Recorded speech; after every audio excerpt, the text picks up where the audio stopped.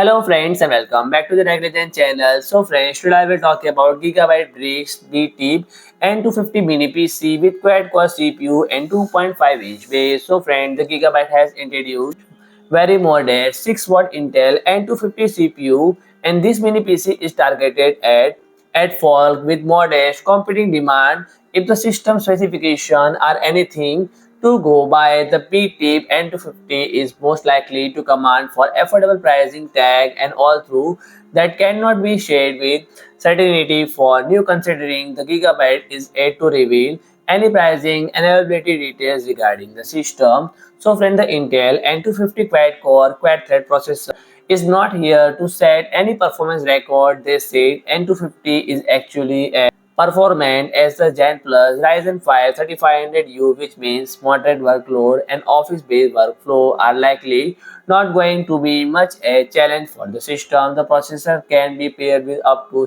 16 GB DDR5 memory, and the system support M.2 as well 2.5-inch drive to take care of storage requirement and connectivity port including USB dual USB-C 3.2 Generation 2 port, dual USB-A 3.2 Generation 2 HDMI audio in and output.